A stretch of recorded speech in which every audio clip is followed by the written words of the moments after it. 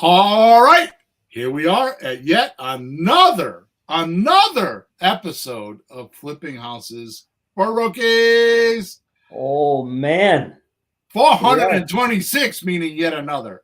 Oh boy, oh boy. Good morning, Peter. Hello, Bill, and hello, everybody. So we are on podcast number 426. The title of this podcast is Analyzing Creative Real Estate Deals Easily. All right. Here is the description. Assessing a potential creative real estate deal involves taking the right steps, all of which lead to successful deals that don't attack your personal finances after the deal is made. So being adept at quickly analyzing properties by not only ruling out the flops, but then recognizing and securing the promising, profitable deals you need and want. That's a mouthful. Although this sounds simple enough, too many inexperienced creative real estate entrepreneurs walk away from great deals because they don't look inside of the numbers or fall weak on the deal structuring by overlooking simple math. In fact, be pleasantly surprised how easy it is to make offers if you do head math without a calculator. By understanding and following today's simple guidelines and techniques, you will soon do deals by mistake if you just try.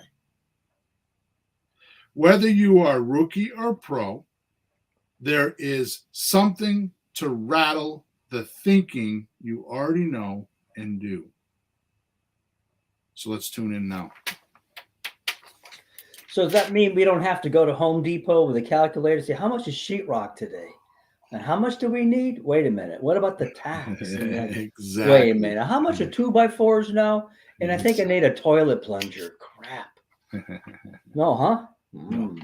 Okay. All right, so let's do a little bit of our housekeeping. So this is podcast number 426. I have announced the last couple of podcasts pretty soon. I haven't released the date of the episode yet. This podcast will come to an end, and we will be going into a private podcast platform. You could still get the private, you'll still be able to get the podcast, but you'll just have to change the platform you're on.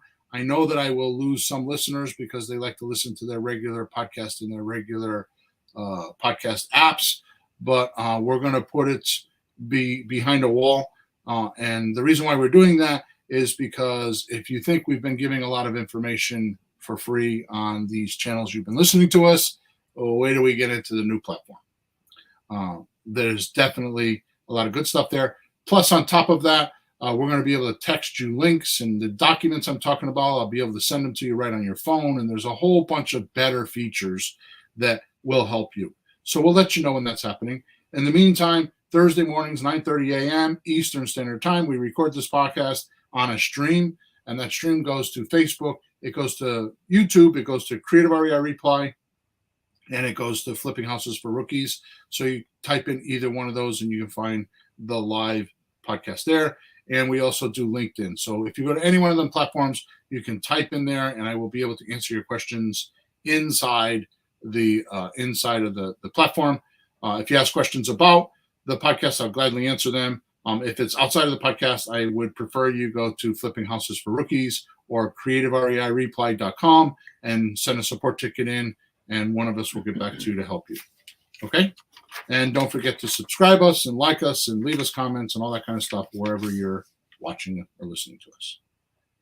I hate this part, that part of the show. I wish I didn't have to do that, but 4 minutes and 18 seconds, like, gone.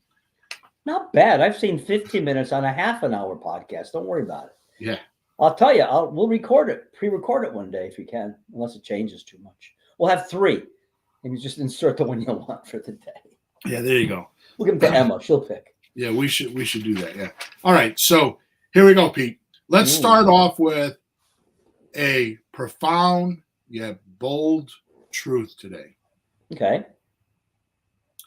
The secret to real estate deal structuring is this saying. It's not how little you pay, but how much money you can make. Mm. Too many investors or real estate investors or entrepreneurs or whatever you want to call yourself, right? The reason why I say entrepreneurs is because when I say investor, the connotation of investor is you have a chunk of dough and you're trying to get a high rate of return on it. Yeah, invest. Right? So you have something to put in, so you get something out, right? Well, some people don't have something to put in. Mm-hmm. So the better description of a creative real estate person is an entrepreneur, because an entrepreneur has resources. Because what most people don't realize that haven't done real estate or are really young rookies is they think they need money, and money is only one little fraction of the deal, right? Yeah. So creative real estate investors or creative real estate entrepreneurs are people that have resources. They not only have the money, but they have contractors and they have insurance and they have, paperwork people, and they have people that will want to buy it, and they have like a network once they get going, right? And too many people lose that in the transaction, that it's not just money. If you had someone that wanted a $400,000 house and you wrote them a check for $400,000, you don't own that house. Yeah, it doesn't have. It doesn't. No. If you had $400,000 worth of cash in your checkbook, yeah, and you were selling a house for $400,000, and I wrote you a check for $400,000, yeah, I don't own that house. Why not? Because we didn't do all the rest of the transaction. There's a whole bunch more than just the $400,000. So what? I gave you $400,000. Who knows that? There's so many other factors. Deeds and recording and lien releases and title searches and all the other things. I mean, and then keys and did you leave the house in the right condition, or did you break something on your way out? I mean, there's so many facets that should not make you nervous, because most of the time that stuff doesn't happen. But it's not just money. That's my point. Sure. Okay. So the secret to real estate deal structuring in a creative environment is not to worry about how little you pay, but how much money you could make. Very profound, right? So for 20 years, my core strategy in negotiating and making deals has been this one statement. I will pay any seller their asking price, as long as I get to pick the terms. Yep. See, for a very long time, we used to teach on this podcast, especially like with seller financing. It's like, if your seller is stuck on price and won't move from price, then I used to say, sneak in the back door and work on payments. Because you can make a lot of money that way. You can make more money on terms and payments than you can on equity. And really, nobody knows what's going on except you. Right? Yeah, sure. Now, here's the thing. Too many get wrapped up or wrapped around the details of the numbers, the minutia or the trivial in small outcomes. The truth revealed is to stop looking at the individual numbers, like cash flow and equity, and look at them a little bit differently, which I'm going to teach you today. Yeah. That's like looking at an apple in a bin full of apples and wondering how the market could sell this one apple for 3 or 5 cents and make money. You're thinking to yourself, they had to grow it for all those months, and they had to fertilize it and water it, and somebody had to pick it, and then they had to ship it to you, and somebody in the grocery store had to put it in a bin. Like, how do you do that for 3 or 5 cents? How do they make money? Yeah. Right? Well, the correct way to look at a deal like this is to use the whole numbers or the completed numbers. Like, look at the whole bin of apples. How many apples are in there at 5 cents a piece? Right? Because somebody's not going to pick one apple and ship it. Yeah, that wouldn't work out too well. You see what I'm saying? Sure.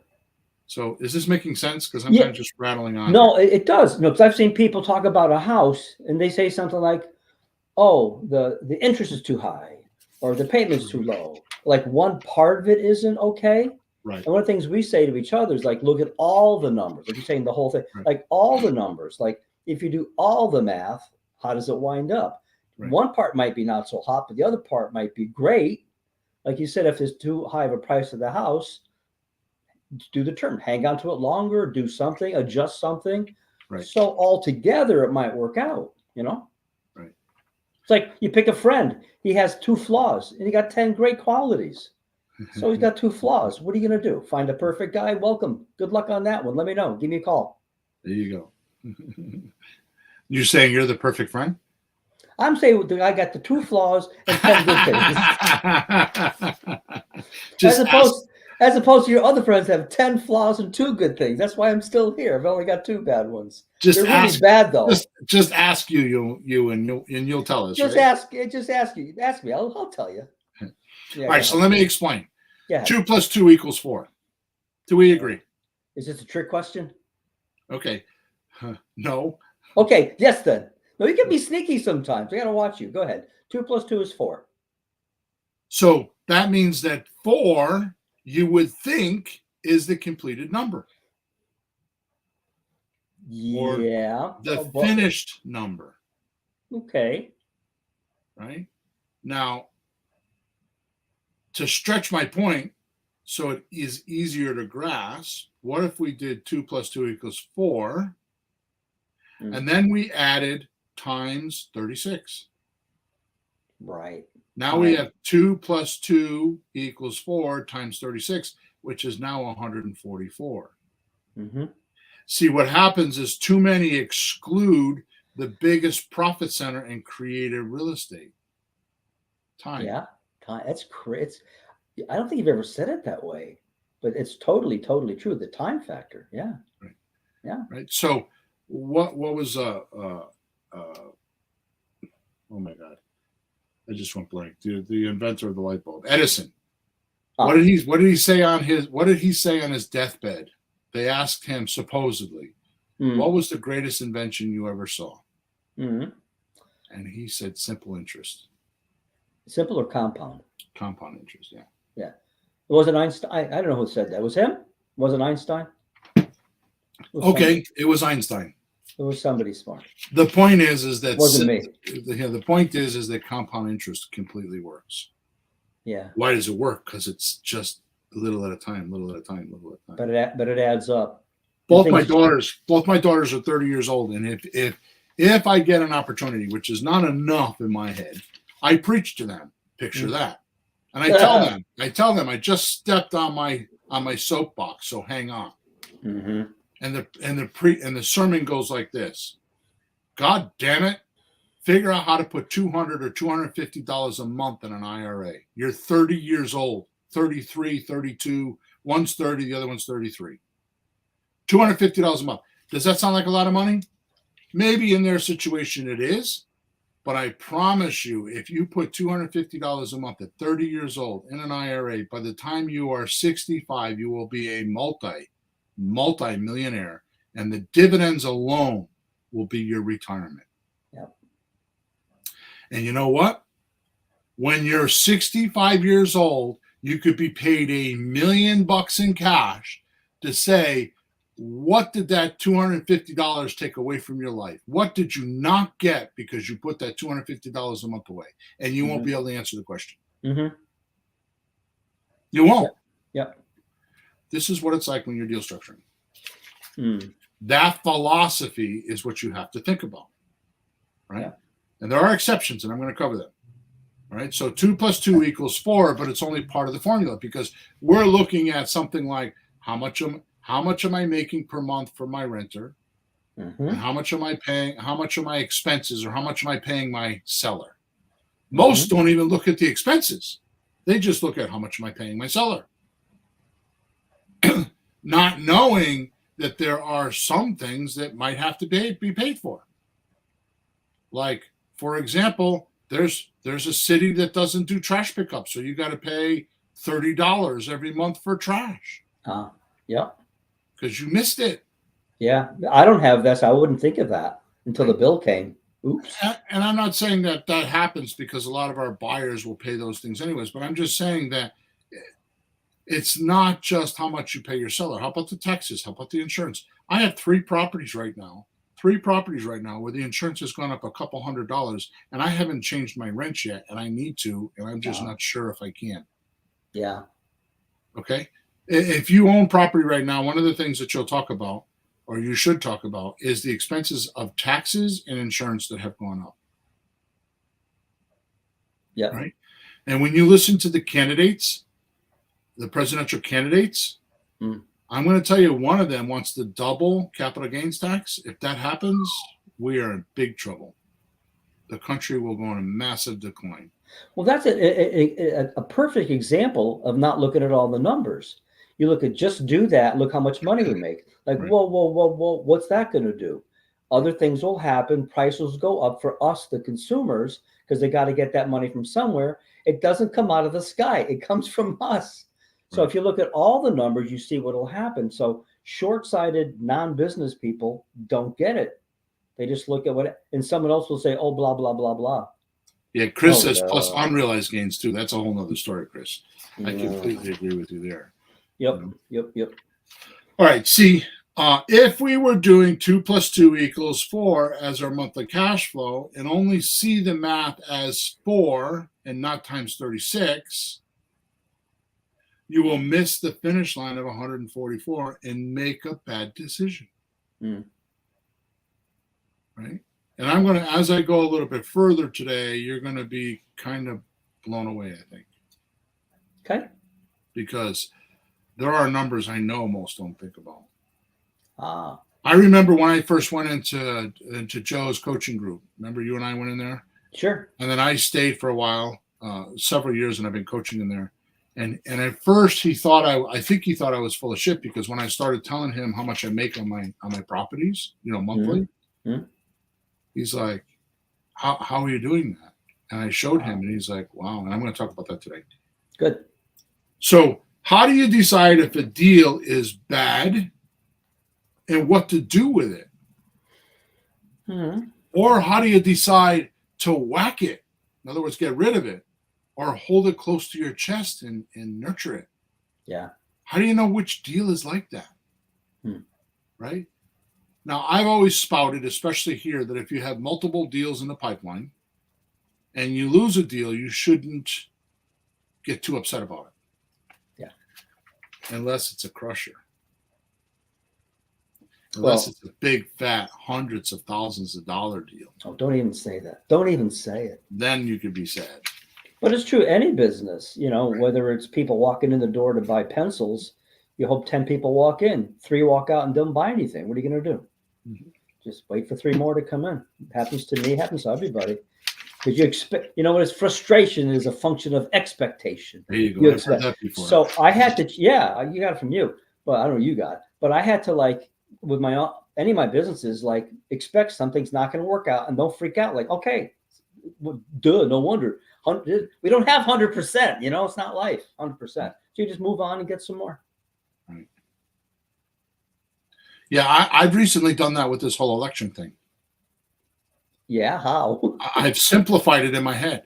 Yeah, what'd you do? So it kind of goes like this. It's like, what does, I should not be doing this right here, but what does the government do with our tax money?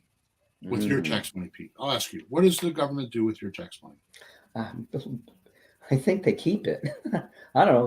They buy crazy things with it and they spend it. I don't know. I don't think they help us with it. I think they blow it. So what I'm doing is I'm putting my support behind the person that I believe could do the best thing with that tax money.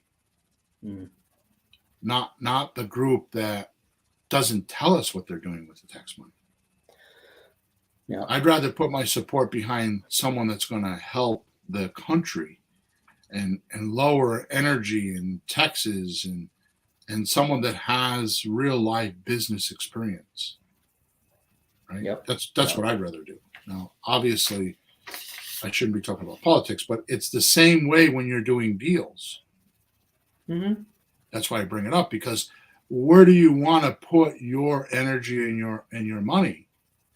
You want to put it behind someone that's like not really revealing their cards and trying to hide things from you? Or do you want to put it with someone that's going to tell you the truth and give you all the numbers and actually want help? Yeah. Right?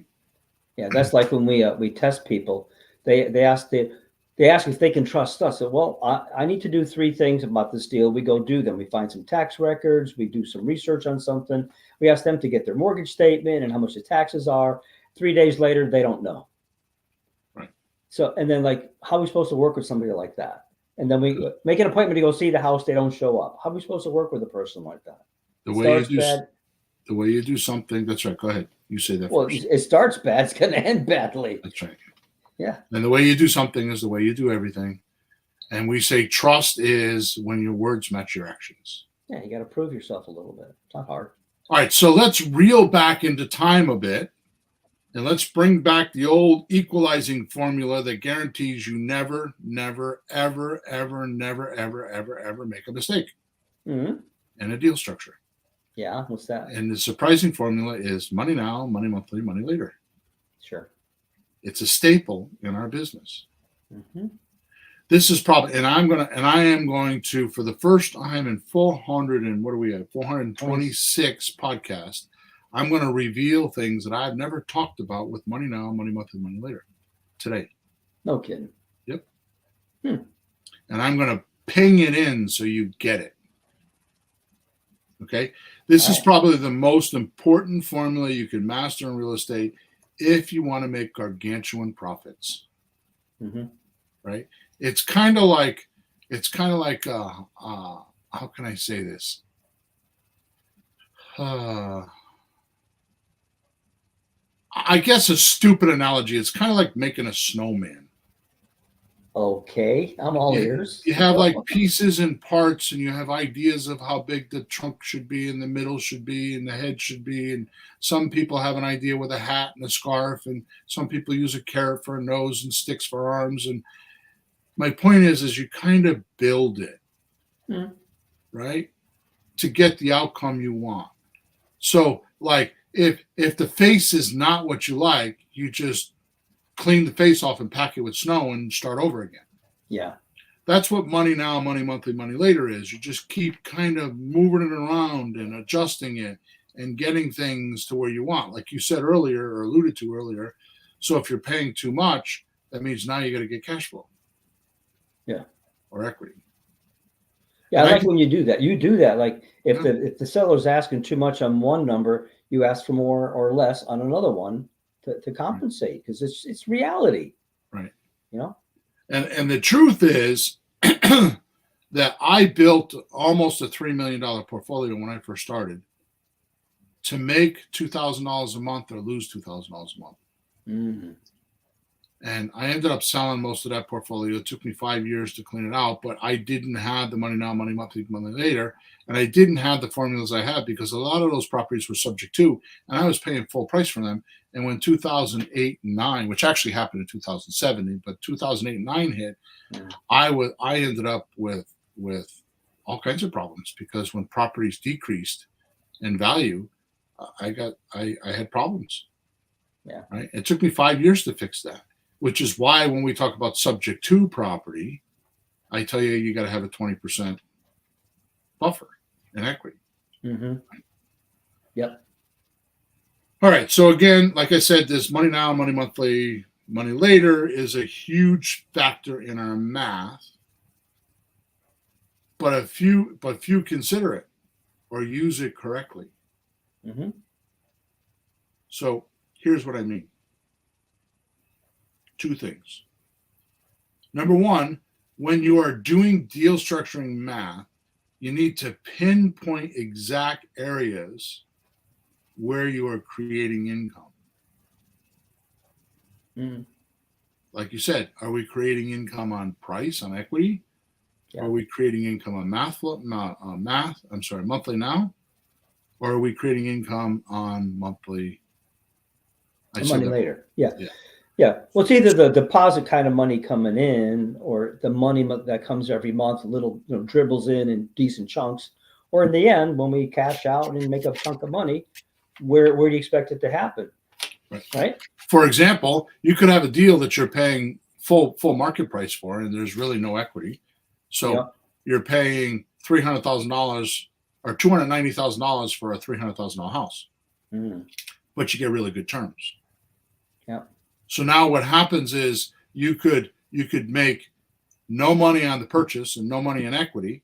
You could raise the price because you're doing terms 5% or 10%, so you can make a little bit of money now. But the real profit in the deal could be like all of a sudden over the course of 5 years, you make $60,000 in the payments. Sure. Yeah. What's wrong with $1,000 a month coming into your paycheck? What's wrong with that? And you could do that, especially nowadays when interest is 6%, but yet just a few short years ago they were only 3%. Right. It's not hard to do that. Not that we charge interest, but the current value of money now at 6% is a lot less than the value at 3%. Right. So if your mortgage payment is $1,300 at 3%, it's now going to be $1,600 or $1,700 at 6%. Sure. Right. So the worth of the monthly payment will go up. Right. But the other thing that can happen is over the 3, 4, 5 years you have the property, the mortgage gets paid down, so equity happens, and the price of the house probably will go up. Right. So at the end, the equity appears over time. So there's a time thing you're talking about, right? Appreciation. That's right. Depreciation, but also paying the mortgage down. Now there's $30,000-$40,000 that wasn't there in the beginning. While you made $1,000 waiting for that, shoot me, that's not a bad deal.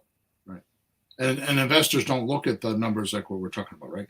So we're saying, okay, so number one, I have two reasons what I mean, and I'm talking about, again, time is a huge factor in our math, but few consider it or use it correctly. So one of them is, which I just said, and we talked about, is when you're doing deal structuring math, you need to pinpoint exact areas you are creating income so you can do the proper math, right? Number two, once you spot those areas, you can then decide how much time and resources to put into a deal. Right. Right. And I'm going to come back to that because that's the biggest punchline for today. I'm going to come back to that. But let's break this theory down to some real life practical uses, because I talk about money now, money monthly, and money later all the time. But I don't think I've ever done what I'm about to do right now. So I want to give you complete reality and complete real life ways that these work so you can understand the importance or significance of these numbers and why they are so valuable to your career, why they are so valuable to your success, and why it's so simple. And if you don't do it, you're just in trouble. You're just gambling, right? Sure. And you don't need to have calculators and all that kind of stuff to do this analyzing. Okay. Or if you have a calculator, I'll tell you which numbers to put in a calculator, right? Okay. So let's start with money now. Okay.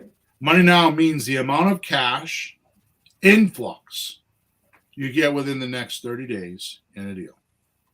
Influx ITs is Hip National Bank in your pocket, baby.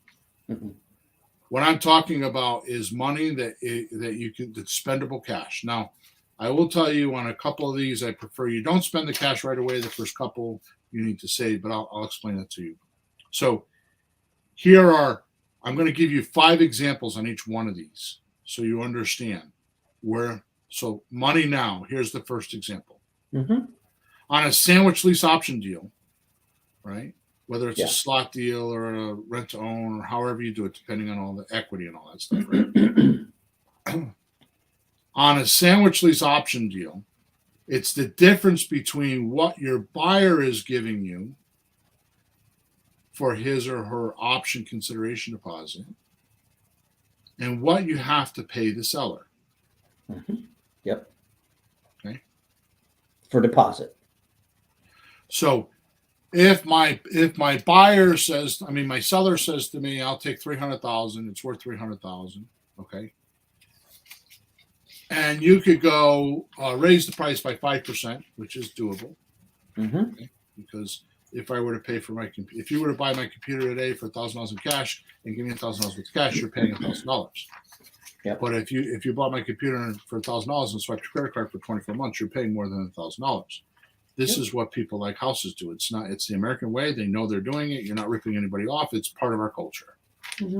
Okay. Yep. So the point is this: the first couple of times you do this, well, let me back up. If you don't stay in the deal and the only money you're making is money now, which is that $15,000, because 300,000 times 5% is 15 grand. So you're going to buy an option agreement from your seller for $100 option consideration deposit. You're going to find your seller and you're going to sell that option agreement or assign it to your buyer, and they're going to pay you 15 grand for that piece of paper. Okay, so first of all, you don't need to know crap about that deal. There is no deal structuring. There's none of that. And if you listen to podcast 425, I go over that. And if you listen to podcast number 427, I'm going to bang the crap out of it again because it's too overlooked on people that are trying to get wrapped up into deal structuring and what to say to sellers and all that. You just stop doing that. Now, eventually you'll get there, but not in the beginning. Okay.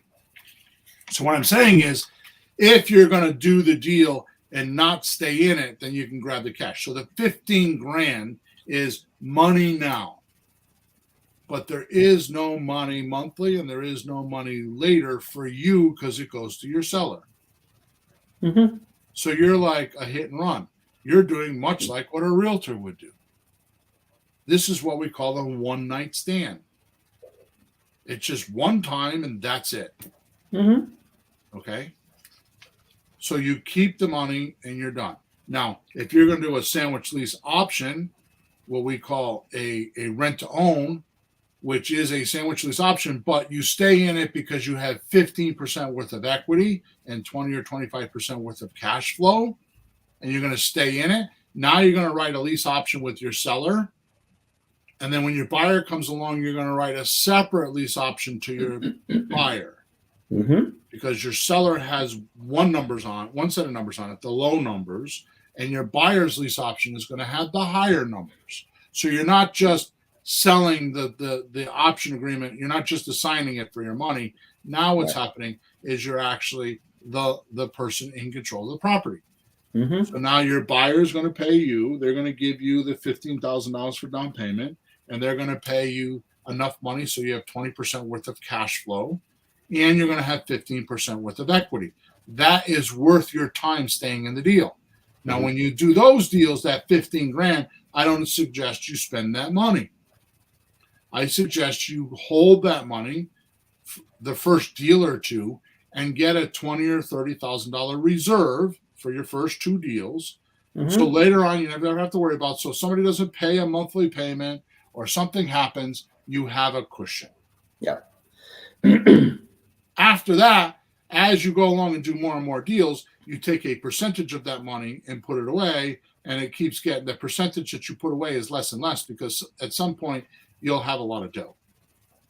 And oh yeah, by the way, I strongly, with a shotgun to your head, suggest this. That money should be in a bank that you don't normally use, and it should be in a bank that doesn't have an online account. So you have to drive there, physically take the money out and deposit it into your bank. So it is absolutely freaking annoying to get the money out of the bank. And you should keep it in a place that you can't see that money so you're not tempted to use it. So you never remember how much is there. You should hide it from yourself. I don't think there's any banks that don't have online anymore, though. Yeah, there are. Little, well, you don't have to sign up for them, but there's little like what I suggest is see, I use TD Bank because we go back and forth between Florida here, and I want a national bank. But where I have all my deposits and all my rent money is in a bank called Liberty Bank, and there's only a couple of them around in Connecticut, 10 of them maybe, but they're not in Florida, they're not anywhere else, and I don't know how to get online with them. Matter of fact, I get bank statements and I don't even open them. I give them to your wife, who's my bookkeeper, and don't even open them because I don't want to know how much money's there. That explains a lot. Okay. Okay. Yeah, but that's really having a good reserve. It's your money. You just like, why spend it? You didn't need it before. Just hang on to it for a while. Well, here's the thing: if you prepare for a rainy day, the rainy day never comes. Exactly. If you don't, As soon as that, and I just did this just recently. As soon as that reserve account comes down, and it gets a little hairy, your attention goes on it, and it's like, oh man, I'm nervous about that. What happens if? And sure as shit, that if always happens. Oh boy, oh boy. Right, and then you get dogpiled, and then it starts to decline. Right. Yeah. All right. So number 2, we're talking about money now. I just gave you number 1. Yeah. Right. All right. Here we go. We're doing a fix and flip. Yeah. This is actually a deal for me. Let's say we pay $115,000. Mm-hmm. House is worth $260,000. We paid $115,000. It needs repairs. $50,000 worth of repairs. Right. But the repairs are outdated things like kitchens and floors and Just paint. old. And, yeah. But it's livable. Everything works. The heat, the water, everything. It's just not pretty and updated. You wouldn't put it on TV. Right. Yeah. So I borrowed $125,000 because the loan to value ratio was really good. Yeah. I paid about $7,000 to what you call pre-having it. Mm-hmm. And I think I put $7,500 or $8,000 in my pocket. Right. 3 weeks later, I got a $10,000 security deposit. I've had that property for 6 years, been collecting $1,000 a month. So that's another $60,000. Mm-hmm. No, more than that. 72 grand. That's right. It's 12 months. Yeah. And I just refinanced it and took another $50,000 out of it. Mm-hmm. And what's the property worth now? $425. Exactly. Right.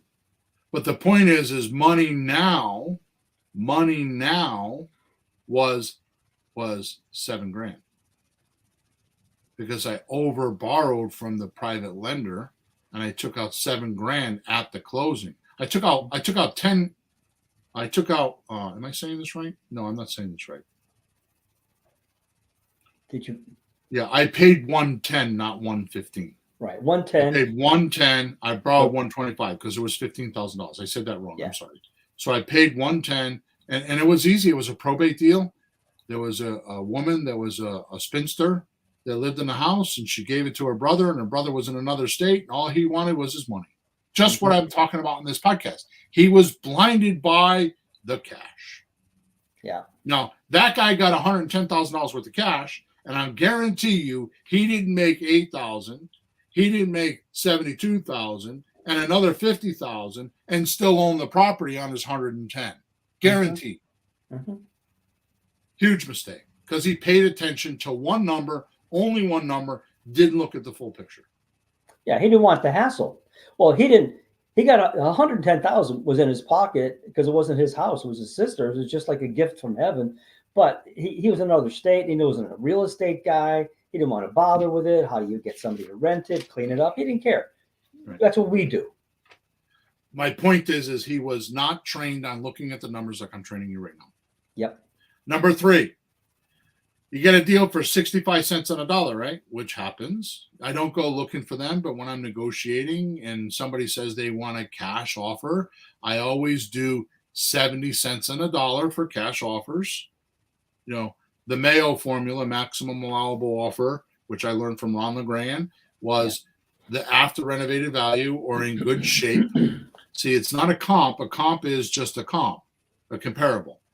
After renovated value is above a comp because it's got brand new stuff like kitchens and bathrooms and stuff like that. So it tends to be a little bit more the after renovated value because it's the prettiest house in the neighborhood, right? So, or the newest house in the neighborhood at the time of the sale. So you take that number, you multiply it by 70%, minus your repairs, and then you're left with what they call a maximum allowable offer. Well, I pull another $5,000 back from that, and that's my wholesale number. Mm-hmm. So when I offer cash, even on pretty houses that don't need repairs, I just do 70% minus my $5,000 and I have a wholesale number. Mm-hmm. Right?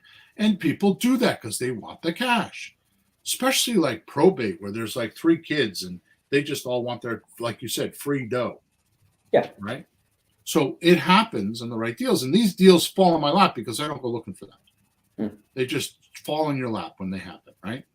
So my point is when you get a 55 or 65 cents on a dollar, right, and don't want the deal, you just add $5,000 or $10,000 to it and you wholesale it. You sell it to another investor. Mm-hmm.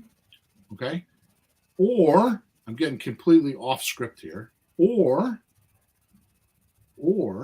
yes, you buy the property for 65 cents on a dollar. And I don't talk about this. I want to do this actually. I want to do this deal because I thought of it a while ago and I'll tell you the reason why later, but because I have a private lender that wants to get rid of some money right now. So yeah. Here's the point. You pay 65 cents on a dollar or 70 cents on a dollar. You pay cash for the property. Okay? Yep. You don't want the property. Okay. So here's what you do. You get a private lender that will take you out 5 years or 10 if you can get it, but we'll say 5 years. Usually IRA money does this easily. You buy the house at 70 cents on a dollar and you turn around and sell it to the investor for 80 cents on a dollar for a higher interest rate, which you're not buying and selling interest, but if your payment is $1,000 a month, you charge him $1,200 a month. And you become the bank. You get the money from the private lender, you mark it up, you minimally mark up the property, because if there's an investor that would pay 70 cents on a dollar so they can go fix it up, if you give them a 5-year term, now it's worth 80 cents on a dollar, 85 cents on a dollar. And then you turn that into monthly payments over the course of 5 years with a balloon payment. Now, the first thing that's going to happen is they're going to fix it up, right? Yeah. So if you get it back, you're getting a fixed up house. Oh, yeah. If something happens and it reverts to you. Yeah. Even if they destroyed the house and they demo it, then you're ahead because now you don't have to demo it.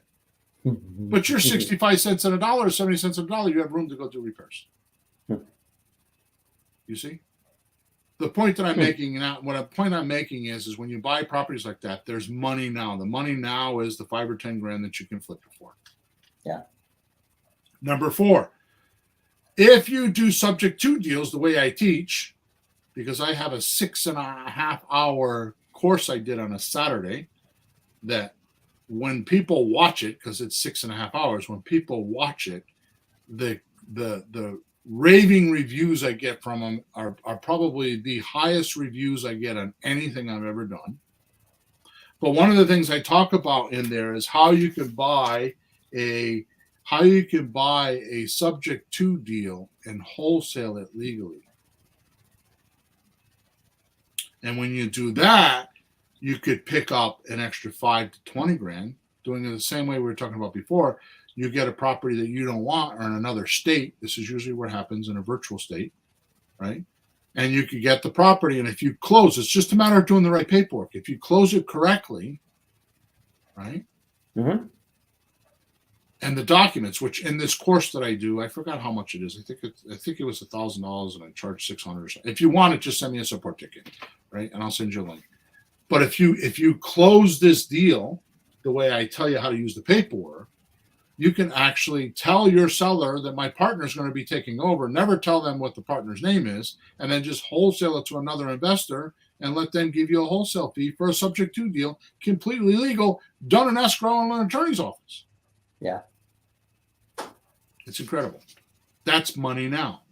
Right? Number 5, and this is overlooked tremendously. This is way, way overlooked. And I miss this because we're not in enough houses. This works when you go looking at houses. Okay. The stuff in the house. I have a friend of mine that used to put houses, $1 million houses, $2 million houses on an option agreement, and then get their agreement that they can have all the furniture because they got this 10,000 square foot house and they don't know what to do with the furniture. And they get them to give them the furniture. They go in and sell all the furniture and make like 10 grand or 20 grand at an auction. They hire an auctioneer and the auctioneer goes through the house and does all the work. Wow. I can't tell you how many times I've picked up lawnmowers and sold them for $200-300. I can't, riding lawnmowers. I can't tell you. I was in a shed one time and we found like 150 golf clubs and I made $300. Right? Sure. I mean, I could go on telling you stories for the rest of the podcast about these things that I've done. But there's possessions in the house that you can actually sell. Or keep, like the nice exercise bike in the other room. Exactly. Sure, we get stuff. Propane tanks, grills, whatever, stuff. All right, so those are some good examples of how to get money now. Yep. Does that make sense? Does that entertain the idea of money now? Well, what's clever about it is, you teach certain deal structures, but there's also like just common sense. You have two people and you have some property. What do you want to do with it? What can we do with it? What if we did this? What if we did that? It's just like, it's creative. No wonder they call it creative. Right. And you think of all these things. Yeah. Well, I've done them. That's why. And I don't think of them. I've had to figure them out because I'm usually in a pickle and I'm trying to get out of trouble. Oh, well, there's that too, huh? Most of the time, yeah. All right, so here's let me see. I've got 1, 2, 3, 4, 5 examples of money now. Yeah. Okay, we're going to go a little quicker because we're getting towards the end of the show here. Okay. All right, so number one, obvious one is the difference between the buyer's monthly payment and the expenses of the property each month, like your mortgage, your taxes, insurance, HOA, and anything else that might pop up. Right. Like, for example, they have a loan with daddy. Oh. Or, there's a balloon note at the end of 5 years. So you're gonna negotiate the balloon note and get a private lender to buy it for 40 cents on the dollar. Oh. So now you have a private lender to deal with that. Do you understand what I just said? Yeah. Well, if you owe somebody money, you could negotiate and have them take a lesser amount all at once. You will be surprised at how many people have unsecured loans to purchase properties from family members. Yeah. So that's what I'm talking about. All right. So that's the obvious one. So how much you collect from the buyer and how much you have to pay the seller and all those things. That's money monthly, cash flow. Okay. Which, by the way, the cash flow is what's going to retire you from your current income source. Okay. Number two, one of our greatest hidden secrets is how we do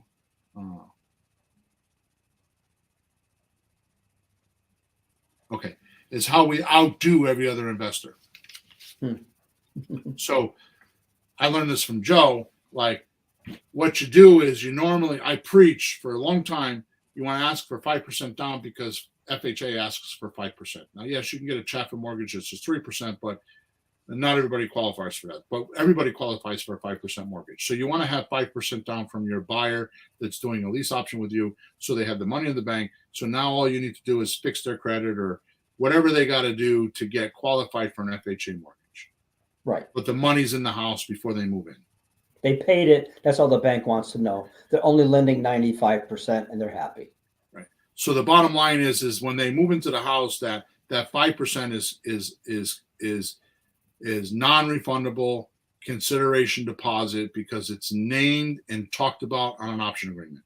When they execute the option agreement, meaning they send you a letter and saying, I have a loan and I want to close, you take that money that's considered non-refundable option consideration deposit, and it's the same money. You already have it. You're going to change the words onto the purchase and sales contract and call it an earnest deposit.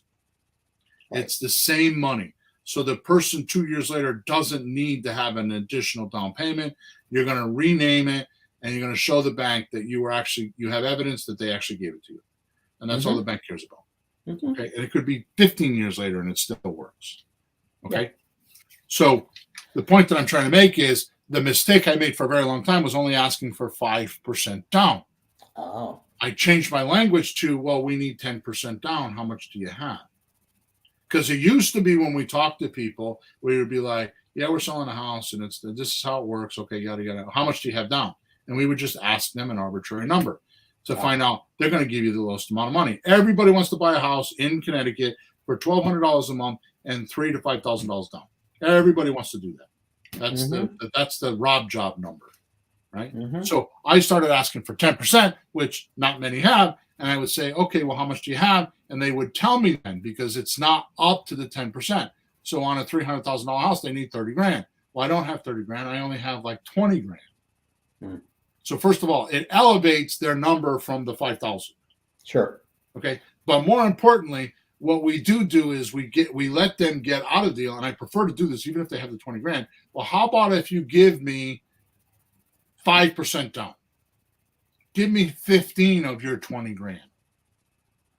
Really? You don't take the whole 20? No. Okay. Because I want the cash flow. Because now, if you take that other $15,000, you take $15,000 and you divide it by 36 months, all of a sudden now you got $416 a month extra cash flow. So if you were making $400 a month on your first one, which is the cash flow between what you're paying your seller and collecting from your buyer, let's say that's $400, and now you have down payment the same as $400. Now you got an $800 a month deal for 3 years. That's why I prefer it. I'd rather have the cash flow every month and the security of getting paid than the extra $5,000, because that $5,000 will go on my checkbook and in a month or two it'll be gone, or I'll put it in some hidden account and I'll never see it. I'd rather have the extra $416 a month to pay my own bills, or pay for repairs, or use it for reserves, or whatever. And not enough people do that. Yeah. Number 3. Let me see here. Yeah, all right. I explained that enough. Number 3. Now here's one we don't speak of enough, and it's on fix and flips. See, here's when we talk about money monthly, right? Like when we say you talk to a seller, you need 4 numbers, right? You need to have the price, you need to have the payment, you need to have the duration, and you need to have the deposit if needed. Yeah. Well, people think that's just for creative real estate. It's not. If you have a fix and flip, you need to know what your price is, because you need to know how much to borrow. Yeah. You need to know what your payments are for that loan. You need to know how long before you have to pay it off. And you need to know how much do you have to put down for the private lender to give you money. So those numbers work for everybody. In this particular case, we're talking about a negative number. See, we always think it's a positive number. This is a negative number, because on fix and flips, how much is it costing you each month? How much is that? Right? And how long do you have to carry these negative numbers? Yeah, holding costs. And if you buy well enough, in other words, cheap enough, or because I load those onto my seller. Like, look, dude, I got to carry this thing for 6 months. It's going to cost me 10 grand just to carry it. So I got to get a discount. I didn't make this house that way. You did. That's right. Right. So I load it on to my numbers. Right. And then I try to borrow it from the lender and then give it back to him as a payment. Yep. Right. But if you do like we do it, you figure out the 12-month duration. When I do my numbers, I figure out the 12-month duration. And I'm going to tell you that I've been doing this to you for 5 years, and you have no idea I do this to you. Maybe What? I figure out the expenses for 12 months. I figure out how much my renovations are going to be by square footage, because I don't do, like you said earlier, go to figure out how much sheetrock. I do it by square footage. Right? My average number used to be $25 per square foot for a renovation. Now it's more like $30, $32 with inflation. Right? And I just do square footage, and I always come within a few $1,000s, right or wrong. Okay. So my point is this, I figure out 12 months worth of my holding costs, which, by the way, is not only the mortgage to my lender, it's also the electric bill and all the utilities so the guys could work, and the heat, right? Mm-hmm. It's also the taxes. It's also the insurance. It's also cutting the grass. It's also plowing the driveway, because all that's going to happen in 12 months. Yep. Okay. And then I play a game with myself. Mm-hmm. I say, okay, well, my expenses are going to be $15,000 on this deal. I'm just making up a number. Yeah. And my renovation is going to be $40,000. So my bonus comes from cutting those numbers down. So if I can flip within 12 months, like do the flip in 6 months instead of 12 months, Mm-hmm. and I figured 15 grand in expenses, I just made $7,500. Yep. If I get the renovation done, and I don't mean like cheaping out or beating up the contractors, or if I could maneuver some things like, oh, well, we really don't need to put that wall there, right? Or I find a dumpster guy that's $200 less than the other dumpster guy, right? Or instead of having the contractor doing the demolition and charging me $3,000, I find somebody else to do it for $1,500. There's all different ways. It's just being clever. It's not ripping anybody off or negotiating anybody. And my $40,000 renovation comes down to, we'll say, $32,000. Mm-hmm. So I picked up $15,000 as bonus. Yep. Right. That's just common sense, but that is money monthly when you figure it out correctly. Mm-hmm. Right. Number 5, if you get a seller to pay you 2 to 3 months after your closing. Right? Suppose you have a deal and it's a little bit rocky and you're like, I don't know if I could sell it. You say to the seller, well, look, here's what happens. It's October 3rd. I'm going to take over the property October 1st. The thing is when you got your mortgage was 45 days behind. So when you're paying October, you're really paying September's numbers. Mm-hmm. So you say, so you have to pay October. So you always get 1 month easily. Yeah. And for me to give you the price you're asking, the only way I could do that is if you make an extra 2 payments. So you get them to make 3 payments. Mm-hmm. Then you rent it within 30 days and you pick up those payments.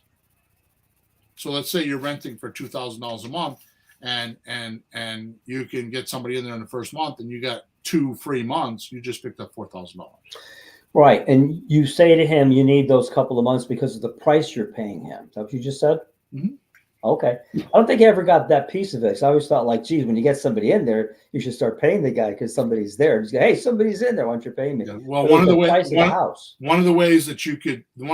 that I could pay you that amount of money is if you make 3 payments. And if you could pick up $4,000 and they're asking $300,000, you take the $4,000 off. So now you're only paying $296, right? Mm-hmm. Yeah.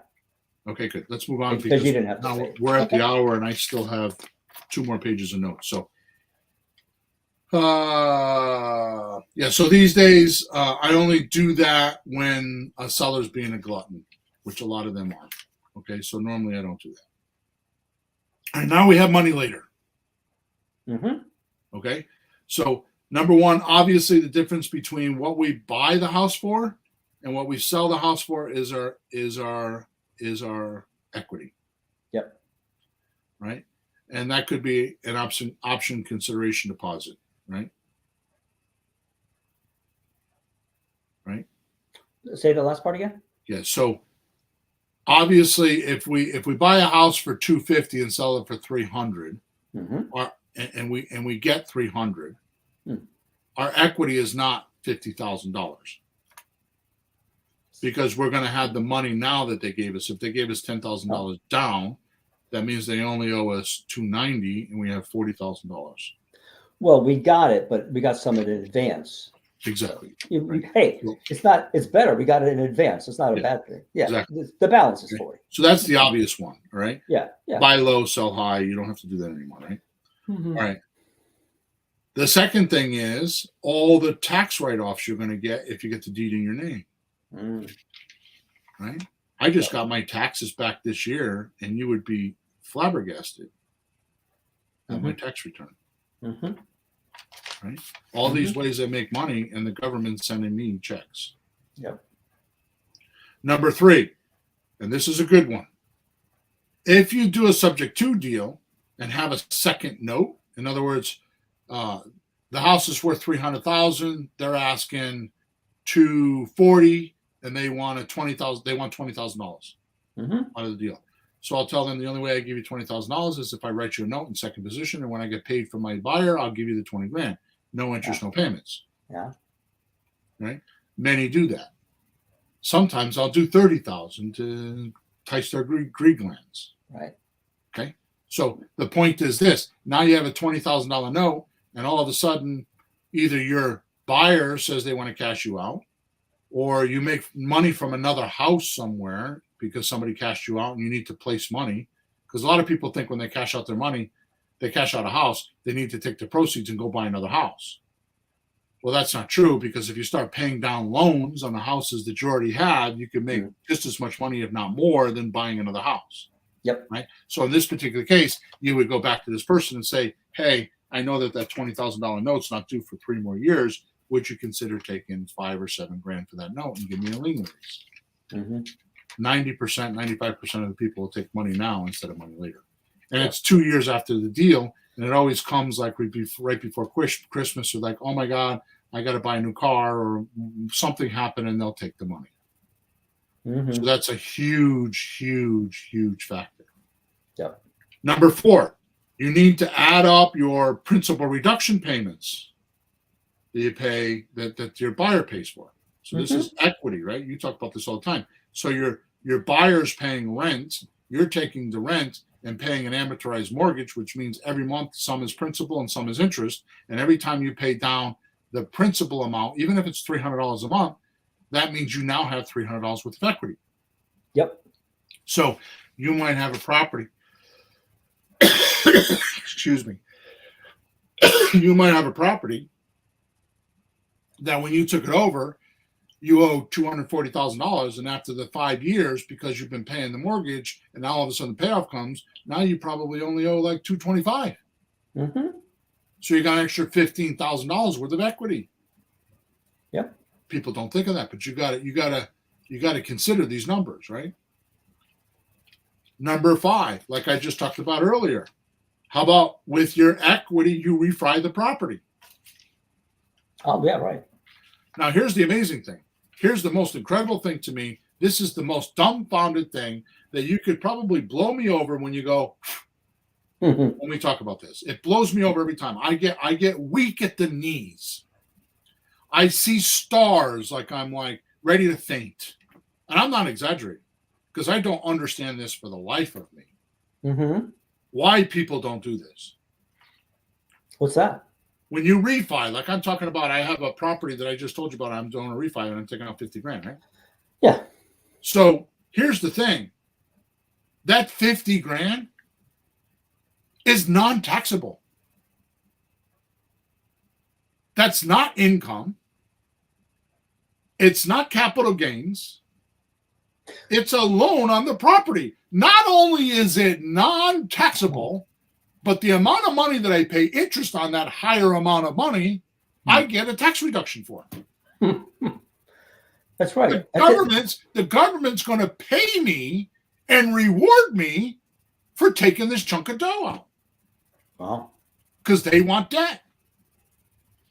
But my debt is on a $450,000 house. My debt is $170,000,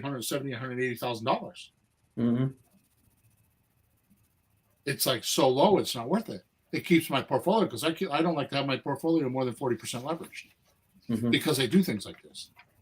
I don't understand why people wouldn't do this. So as you're going through life and you're paying down these mortgages and you're getting principal reduction, at any given time you could do a DSCR loan, which is an investor's loan, and refinance it, because DSCR loans refinance. You need no money down. It cost me, I think, $1,800 for closing costs, so I can get 15 grand. That I don't claim on my taxes. I don't have anything to do. And the difference is instead of making $1,000 a month in this property, I'm making, $500 or $600 a month on the property. But you're getting principal reduction now, which you weren't before, because you're paying interest only. So now you're going to be owning more of the house as it goes. And in the end, your cash out is going to be bigger. So you're worried about retirement later on? This is where the retirement money is. So you go through life and you have all your tenants paying your mortgages down, paying them down, paying them down. So you go 10 years and all of a sudden the mortgages that you used to owe $1 million for, now you owe $200,000. And and you're retired and you're using the property income, so you don't need to have income, because DSCR loans are based on the property income. So it doesn't matter that you're 70 years old and you just got Social Security coming in. They don't care about that. Yeah, because the property is making the income. That's where the money's coming from. Your portfolio is making the income, and they're going to see that you got enough money to pay the loan. It's like a business loan based on the business, not your personal credit, like your job, because it's not your job. It's the business making money. And this is how you retire early. Okay. So lastly, as a bonus, we have this thing called a substitution of collateral. Right? I'm going to do this quick because we're 5 minutes after the hour. But here's what happens. You have a property, and your let's say you have a property that's worth $300,000 and you pay $220, right? And you put a lease option person in there, and within a year they went and got a mortgage, and all of a sudden they got the $220. And let's say the property's free and clear. The seller's property is free and clear. Or they only owe $180. So there's $40,000 worth of equity. Either way. You call up your seller and say, hey, I ran into a bunch of cash, or the buyer's cashing me out. I was kind of wondering, would you be interested in taking your profit and putting it on another piece of property, and I keep paying you when I'm paying you so you can keep making more money and don't have to pay the capital gains tax if they have it? So you get your buyer to pay off the original loan, and then the lawyer or the closing escrow company takes the money and puts it on another piece of property you have in the pipeline. So they become a private lender for you, and you keep things rolling. You built in a private lender. Pretty cool, right? Yeah. Okay, so the moral of today's story, if you take the time to add all these numbers as a whole profit all together, not individual numbers, right? You can't make a cake with just flour, right? Does it really matter how much you pay for the property with longer durations of payoffs or delayed cash outs? Does it really matter? Well, within reason. I bought a house one time in Bristol. I showed in my webinars. I bought a house. The house was worth $200,000 or $205,000. I paid $190 for it, and I was all nervous about it. When I got my down payment money, my money now, it took all my profit out of the house. There was like $3,000 left. People stayed in the house for 2.5, almost 3 years, and then decided to move to Texas. Appreciation came in, and I collected a check, I think, for $38,000. The time factor. Yep. All right, so last rule before we go. Once you do your money now, your money monthly, and your money later to see the whole financial picture, you're finding the exact areas where the profit's coming in. This is much clarity. I'm telling you, sanity is the ability to see differences. Insanity is not seeing differences. It's seeing similarities. So the sanity of the deal is to see the differences. Oh, I'm making money over here, but I'm not making money over there. But when I add them all up, here's the total. This is a good acquisition manager at work. Okay? Once you see those numbers, like I'm making money over here, I'm not making money over here, I see what the total is, you then need to decide how you're going to succeed or go forward with this deal. Mostly, how much time do you put into it? So if you have a slot deal that's just money now, and it's only paying you $5,000, are you going to let that deal consume all your time and stop marketing to find the other deal that's going to pay you $100,000? No, your job is to get that deal. We use Creative REI Reply, obviously, and it automates the whole process so that we could put it for sale and we could let the software do 90% of the work for us, and we move on and just check it a few minutes every day to see what our offers are. And we move on to find another deal because we're only making 5 or 10 grand for that deal. And we can't make that the only deal we have. And it consumes all of our time. And we stop marketing looking for another deal because we have one deal that we're only making 5 or 10 grand on. And I got to do this deal so I can figure out how it works. Screw that shit. You don't need that, because the way Creative REI Replay right now is, you don't need that. The goal is to make sure you break it down and you know where your money's coming from and how much time. Now, if you have a subject to deal in the course of over 5 years, which I've done, you're going to make $500,000. Okay, it's okay to spend hours a day on that deal, because it's making you a ton of money. So you need to separate the chaff from the wheat. You need to say, okay, this deal is only making me $5,000. I don't have much time for that. This deal is making me $500,000. I got to push that deal through. And you need to separate, which I'm going to tell you right now, podcast number 427, which is the next one, right? Yeah, 427. Right? Which the name of that podcast is The Scariest Secrets You Need to Know Today About Creative Real Estate Deals. In this podcast, I am going to break this down for you, and I'm going to show you with great detail how to do this. And I'm going to show you the number one reason. And I know I've said this before, but this is really, really it, because I keep dissecting it. Why investors are not making money. I've uncovered it by accident. Wow. And I've talked about it, but never in the length I'm going to talk about it. Episode 427, I am going to kick ass. So make sure you tune in on that, right? So hopefully this sheds some light onto how to analyze your deals easily when originally structuring them. It's not the numbers. It's the formula that you plug the numbers into that's valuable. It's not the numbers. It's the formula and how you use the formula to proceed on how much time and effort you put into a deal or how much time and effort you don't put into a deal.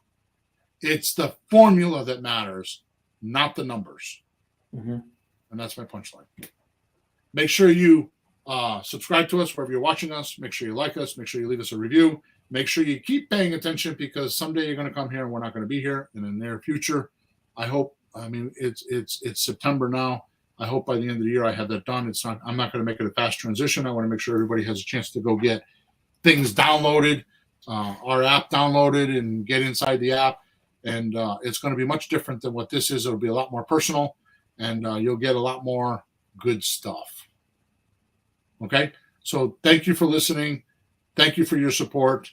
And hopefully you'll listen to 427, because it's a rockin' one. So over and out. Have a good week. Flourish and prosper. Thank you.